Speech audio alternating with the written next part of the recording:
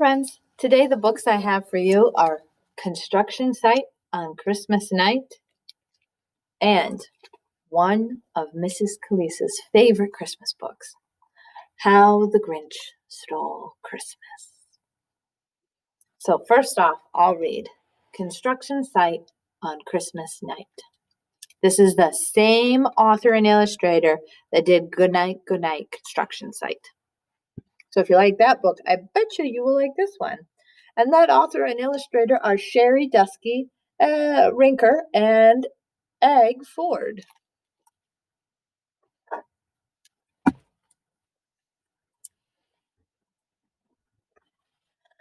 Down in the big construction site, there's work to do for Christmas night.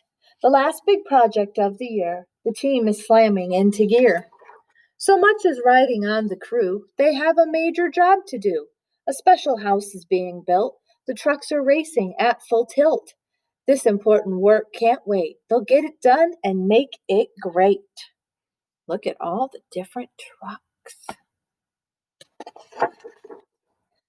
Bulldozer's deadline is almost here. He's got a lot of ground to clear.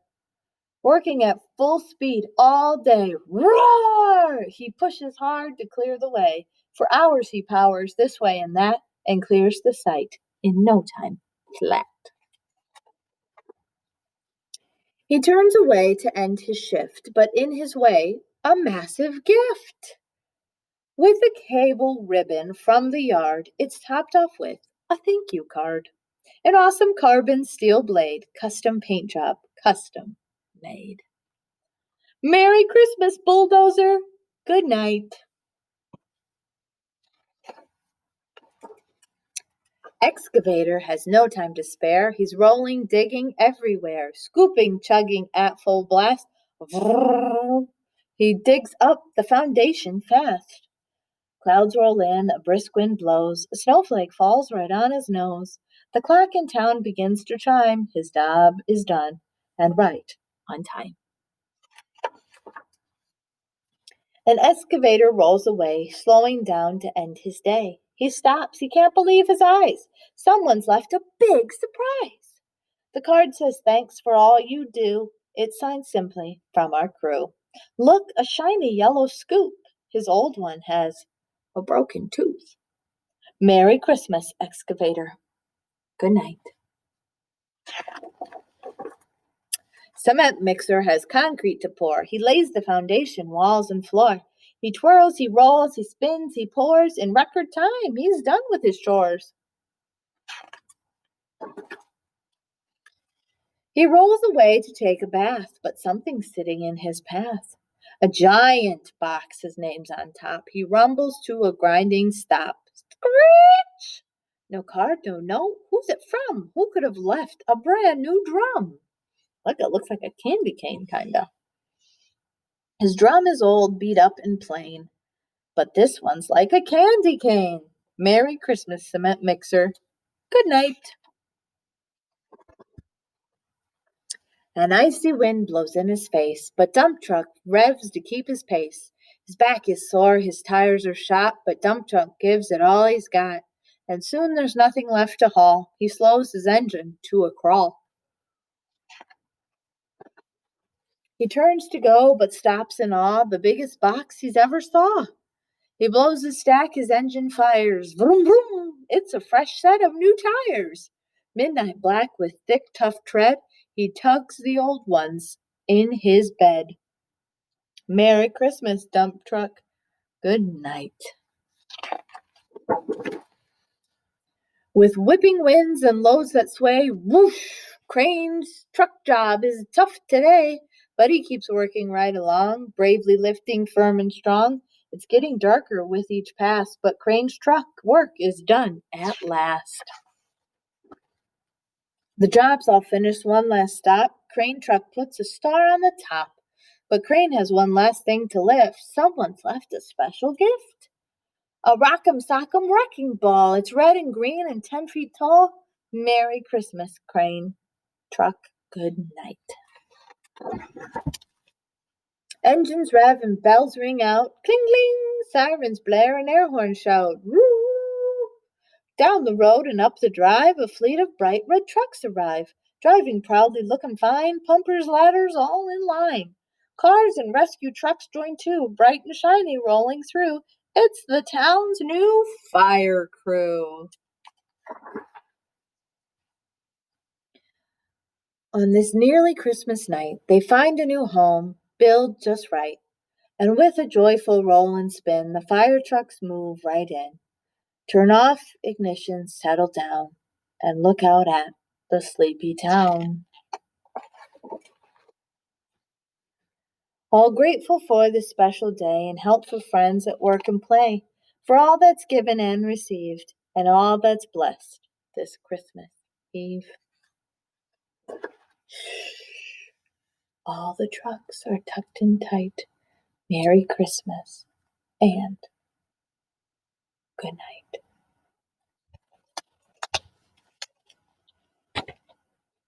That would be a great bedtime story. Our other story we have today is How the Grinch Stole Christmas. And I bet you guys know this author. It's by Dr. Seuss. How the Grinch Stole Christmas.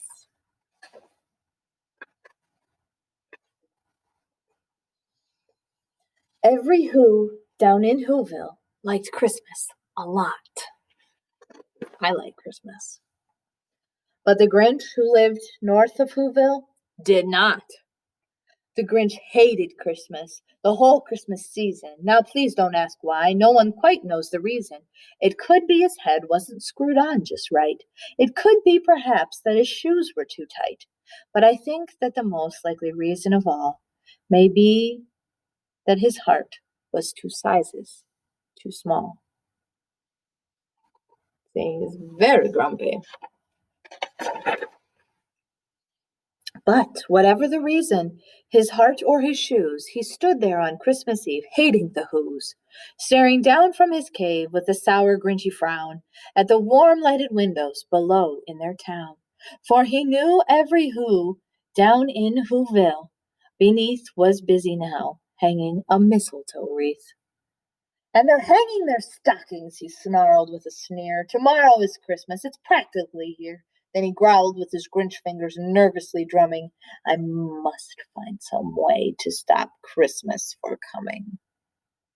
For tomorrow, he knew, all the Who girls and boys would wake bright and early. They'd rush for their toys. Oh, the noise, noise. That's the one thing he hated, the noise.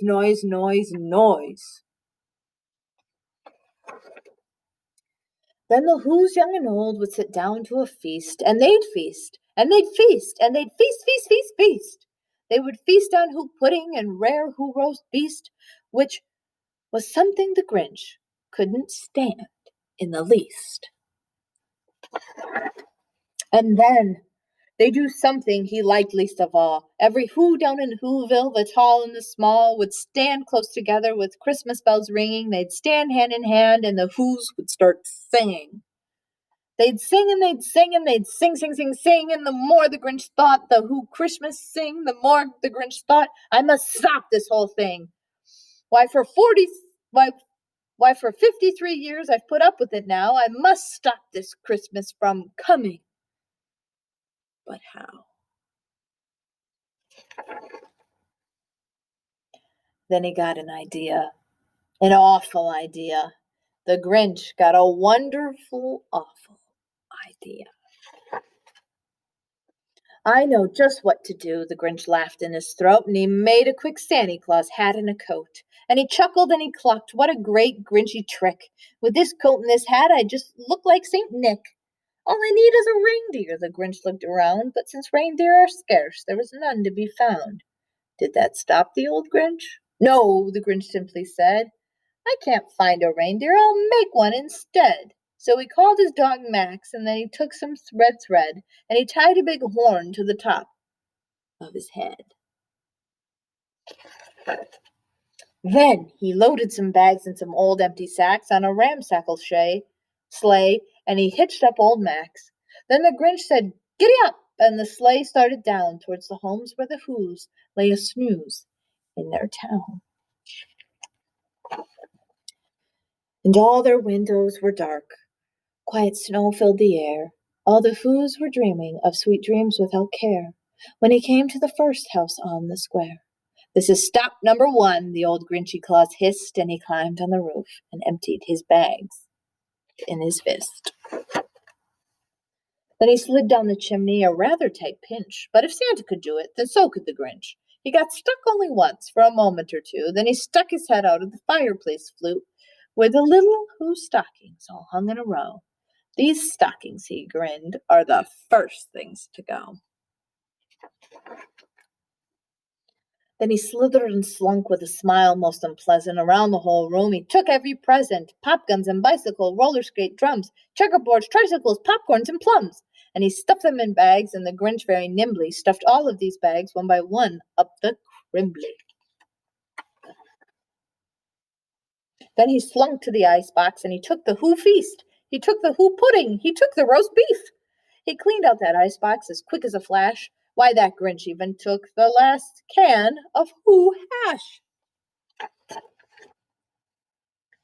Then he stuffed all the food up the chimney with glee, and now, he grinned the Grinch, I will stuff up the tree. And the Grinch grabbed the tree, and he started to shove, when he heard a small sound like the coo of a dove. He turned around fast, and he small Who, Cindy Lou Who was not more than 2. The Grinch had been caught by this tiny Who daughter, who'd got out of bed for a cup of cold water. She stared at the Grinch and said, "Santa Claus, why? Why are you taking our Christmas tree? Why?"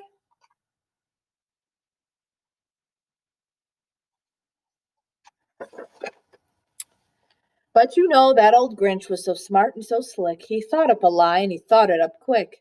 "Why, my sweet little tot," the fake Santa Claus lied, "there's a light on this tree that won't light on one side, so I'm taking it home to my workshop, my dear. I'll fix it up there and I'll bring it back here." And he fibbed and he fooled the child, then he patted her head and he got her a drink and he sent her to bed. And when Cindy Lou Who went to bed with her cup, he went to the chimney to stuff that tree up. Then the last thing he took was the log from the fire. Then he went up the chimney himself, the old liar. On their walls he left nothing but hooks and some wire. And the one speck of food that he left in the house was a crumb that was even too small for a mouse. Then he did the same thing to other Who houses, leaving crumbs much too small for the other Who mouses. It was quarter past dawn, all the Who's still abed, and all the Who's still a snooze when he packed up his sled, packed it up with their presents, the ribbons, the wrappings, the tags and the tinsel, the trimmings, the trappings. 3,000 feet up the side of Mount Crumpet, he rode with his load to the tip-top to dump it. Pooh-pooh to the Who's, he was in a Grinchiest humming. They're finding out now no Christmas is coming. They're waking up, I know just what they'll do. Their mouths will hang open a minute or two, and then the Who's down in Whoville will cry a boo-hoo. "That's a noise," grinned the Grinch, "that I simply must hear." So he paused, and the Grinch put his hand to his ear. And he did hear a sound rising over the snow. It started in low, then it started to grow. But the sound wasn't sad. Why, this sound was merry. It couldn't be so. But it was merry, very. He stared down at Whoville, the Grinch popped his eyes, then he shook. What he saw was a shocking surprise. Every Who down in Whoville, the tall and the small, was singing without any presents at all. He hadn't stopped Christmas from coming. It came. Somehow or other, it came just the same. And the Grinch, with his Grinch feet ice cold in the snow, stood puzzling and puzzling. How could it be so?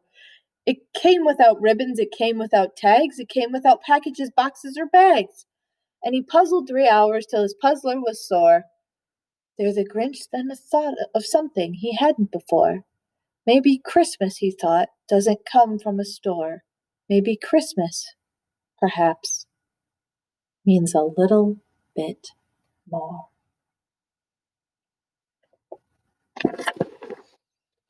And what happened then? Well, in Whoville, they say that the Grinch's small heart grew 3 sizes that day. And the minute his heart didn't feel quite so tight, he whizzed with his load through the bright morning light, and he brought back the toys and the food for the feast, and he himself, the Grinch, carved the roast beef. I hope you enjoyed both those stories as much as I did reading them to you. I'll see you tomorrow, friends.